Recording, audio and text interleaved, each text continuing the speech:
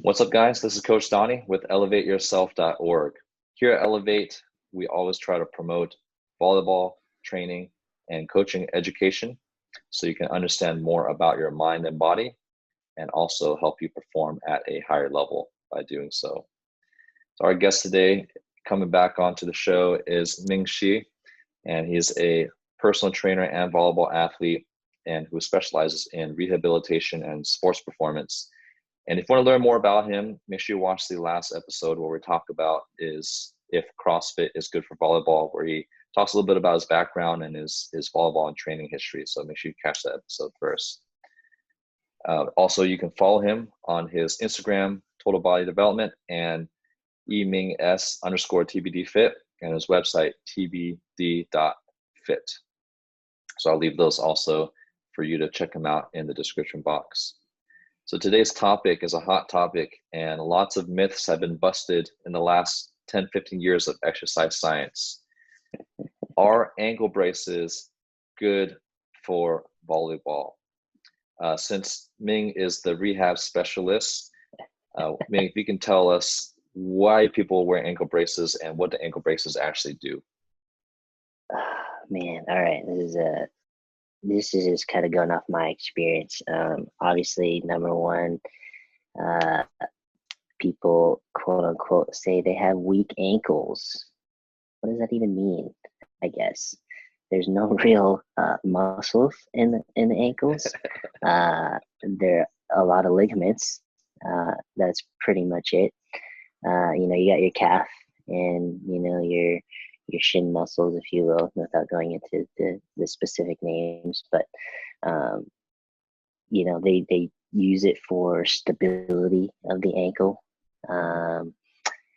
so they don't over pronate or supinate their foot, so rolling their ankle outward, so they don't get ankle sprains, things like that when they're doing like a lateral cut, change of direction drill, things like that. And let's see what else. I think that's pretty much it. What people use it for is just really for stability of a weak, quote unquote, weak ankle. Yeah, that's kind of my experience in all of it. How about yours? Yeah, I would say I used to wear ankle braces back in the day because that was I played volleyball. I started playing volleyball in the 2000, early 2000s.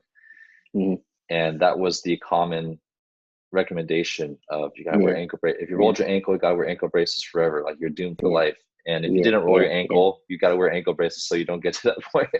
yeah, yep, And exactly. I realized that I was still rolling my ankle and Yeah, my other body right. parts were hurting, my knee and my hip, Yeah, but you just thought you could rest more. And it's just, I mean, yeah, people didn't know any better. And for those guys yeah, who are new to exercise science, it's actually a young field. The reason why we get faulty information because the science itself is actually a very developed field, but we've just taken medical science and tried to apply it to sports, and yeah, they're not always in sync. So yeah, I think people totally. wear it for great or restricting mobility for better stability, like you said. Right. So one thing that you guys want to notice before we go into this, actually, sorry, let me preface this by saying everything we discuss is not to replace medical advice. So I mean, we're personal Yeah, trainers. We're not licensed medical yeah, professionals. However, I right. think we actually have a really unique perspective as trainers who understand a lot about physiology and also about sports. So Yeah, just got to put that out there. yeah, Um, one thing you guys got to notice is why do all the top national team players, USA, Brazil, Italy, Russia, why don't they wear ankle braces? Now, it might be yeah, one or two guys on the court, and it's usually on one ankle, and it's because they just rolled their ankle, maybe. So I actually do right. recommend it if you're as a recovery aid to still perform without that being a limiting factor. But Right. there will have to be a point where you do want to transition off of that, and I'm sure we'll talk about that as Hmm. we go into that. So, Totally. like, if you had an athlete that just rolled their ankle and you Right. wanted them to get back on the court, or even in training, like, Yeah. when would you use an ankle brace, and then how would you manage that?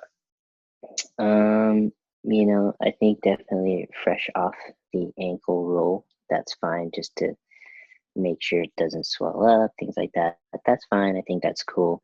But only for maybe a day, maybe two tops.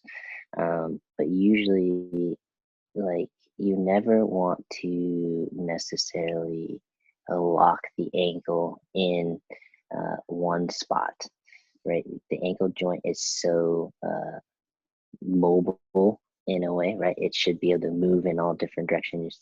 Think of it as like a boat rudder. Your foot is just like a rudder, right? That's just, you turn that way, you stop that way. And um, you could lock without going into too much detail, but there's so many bones in the foot, right? And foot and then the ankle. So if you just lock in the ankle, you're locking the mobility of all of those bones in your feet to be able to move properly. Just like your heel, right? When you pronate your foot, your heel moves into tilted state. It should be able to go inversion or eversion. But if you just lock that in, you know, you're going to be not able to do that for the future or in the future. And then that could then lead to pains all the way from knee, hip, and low back because it has to compensate um, for your everything else has to compensate because of that heel not being able to move. Yeah. And then at the same time, when you injure something, usually the body's response is to swell something up or send fluid down there, inflammation and things like that. But if you kind of lock it in there, then we could then assume, or then it could probably be, how do I say this? There can be a lot of calcifications that happen in an ankle. And then now it'd be a harder time to dorsiflex your foot, maybe plantar flex your foot, supinate or pronate your foot, right? And you need to be able to do all those things pretty much when you walk. So if you can't walk, how do you expect yourself to jump and cut and things like that, and free up your foot to be free to do those things? So kind of down the rabbit hole a little bit, but that's just kind of my thoughts on the ankle stuff.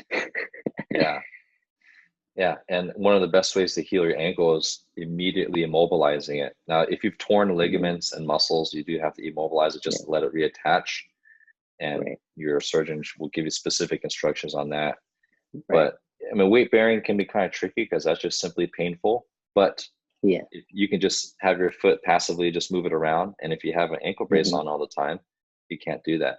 That's like Ming said, it's going to bring in new fluid. It's going to flush out the old fluid, and it prevents a lot of scar tissue from developing, and the stiffening of some of the ligaments. So you definitely want to mobilize it. And then when we wear ankle braces, we're trying to immobilize it too much.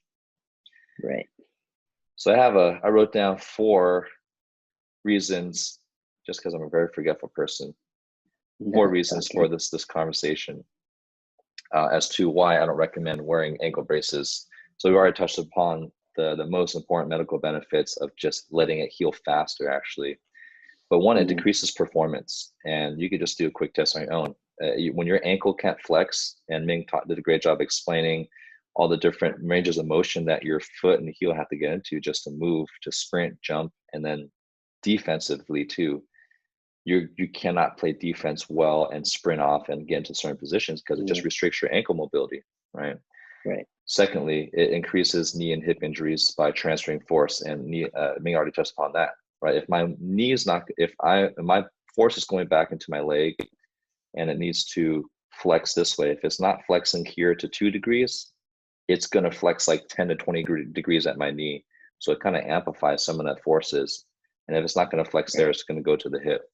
So definitely it's going to increase more knee sprains, more hip injuries. And then thirdly, it's going to weaken the ankle. And there aren't any muscles around the ankle that May talked about, but all the supportive muscular systems like the shin, the calf, and the foot muscles, they all work together to help stabilize the ankle. And the brace essentially does the work of a lot of the muscles. So in terms Right. of like really stabilizing it. And then the worst one, really, the top reason is it messes up your expensive volleyball shoes. It creates a big old gap. Totally. So it looks like Yeah. when your friend goes by and sees your volleyball shoes and you say, "Dude, you got a really fat foot." It's like, nah, it's just my ankle braces. Or better yet, there's the Velcro on the ankle brace. Man, why you got Ah, rips in the back of your shoes, man? oh The man. worst. You just spent like $120 on those, so it's definitely not worth it. I know. So if someone was wearing ankle braces for the last 2 years, how would you Yeah. recommend for them to gradually transition off? Because we don't want them to just rip them off and say, Right. "Okay, I'm going brace free." Right. Yeah. So that's kind of the thing. First, when somebody comes with an ankle sprain, my first thought is, oh, what's wrong with the ankle?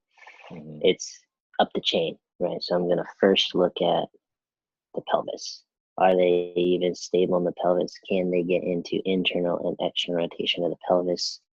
Can their femur, which is your thigh bone, your leg bone, can that rotate, internal rotation and external rotation? Do they have those degrees of freedom? Do they have that full range of motion? Is their tibia in an externally rotated state or an internally rotated state? That affects the foot, Hmm. but at the same time, is your foot in a overpronated state or is it over in a supinated state? Is your calcaneus in an inverted state, meaning in an inside edge, or in an eversion state? Sorry, eversion is technically inside, inversion is the outside of the ankle or the heel. Do they those? Can they get in and out of that? And if they can't, that's my first thing is to help them restore that part first. I won't even touch the ankle really. It's just, can they do they have hip stability, right? Can they use glutes, hamstrings, adductors, things like that to um, stabilize the ankle, right? And then then I stabilize the knee, things like that. So now we kind of fixed everything down the line. So first and foremost, definitely assessing them and seeing if they have that range of motion throughout the hip. That's probably the first thing I'd look at. But other than that, if we're just looking at the ankle portion, doing those small, ABCs, getting into, can you pronate your foot and dorsiflex your foot, or supinate your foot, sorry, and dorsiflex your foot, or pronate and plantar flex. So things like that definitely we have to practice those things, those little muscles of the shin, like you touched upon earlier, the ankle brace immobilizes and kind of is a crutch, for those muscles. And it's like, okay, now, the muscles can take a vacation, right? And they don't have to work. So then, now when it has to work, doesn't know how to work. And then you just cause yourself another injury down the line or even up the chain. So we don't want that. So doing the, your regular physical therapy things where you do your ABCs, you use a band, you plantar flex your foot, you dorsal flex your foot, evert, invert, things like that. Um, Definitely those are the beginning stages just to get the muscle like, okay, I need to work again, and then transition them into harder things like we do some calf raises maybe, and then even just then start going into straight working on the hips, like your squatting technique, your split squat lunges, your lateral lunges, things like that. Yeah, that's kind of an extensive process, but that's kind of where I would start first. Yeah. Even though there's a lot of things I just touched upon, but definitely working on seeing the hip, how to look at the hip first and see what's going on there. Yeah, we can easily just think the problems we have to fix is at the site, but actually more often than not, it's somewhere else that's causing that. The injury is Right. just the tip of the iceberg, and we got to deal with the big iceberg beneath the water. Mm-hmm. So if you're a chronic bracer and you're addicted to the ankle braces, you need to get some rehab therapy to wean off of that. And I always get athletes that have, I would say about 20% of athletes are chronic ankle brace wearers, and a lot of that comes from the Yep. coaches where they're told they have to wear ankle braces, and there's just so much research coming out that goes against that and advises against that for the reasons I just listed. But if you're a chronic bracer, this is how I recommend weaning off it. Let's say you are not injured and you always wear braces. Just start by doing your warm up with no brace, right? If you go straight into no brace and playing, you're going to get injured because, like Ming said, your all the muscles, they don't know how to work and coordinate. Your tendons haven't been built, so and your mobility is not going to be as good just because the brace did all that work for you for so long. So it takes time to develop the musculature, the tendon, the mobility, all that stuff. So first start your warm up and just do that for 2 or 3 weeks for your body to adapt. And then the next 2 or 3 weeks, you can decrease the wear by 20 minutes of practice. So let's say I do my warm up, then I'll do some light passages for 20 minutes, and I'll put it back on for the next hour and 40 minutes. And then every 2 weeks, start to decrease 20 to 30 minutes of brace wearing. So hopefully at the end of 3 months or 4 months, you will be completely brace free. But the most important thing is don't jump straight into it. Just gradually let your body build the tolerance and rebuild some of the structures in there that your brace is doing. Yeah.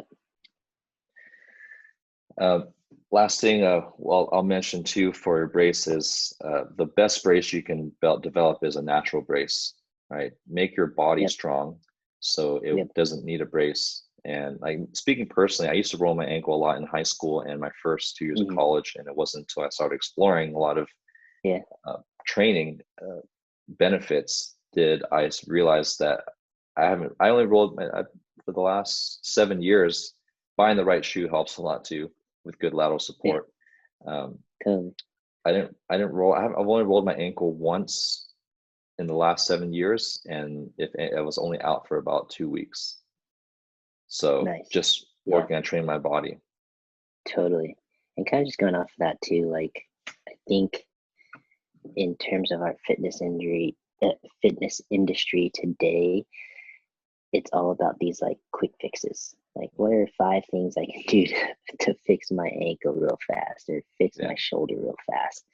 And unfortunately, there is no quick fix. And so we kind of have to, and I think that's where it came from. The ankle brace is a very quick fix to create stability for the ankle so you don't roll it again. But, and this, and I know this, training is definitely one of those things where we have to be consistent with it.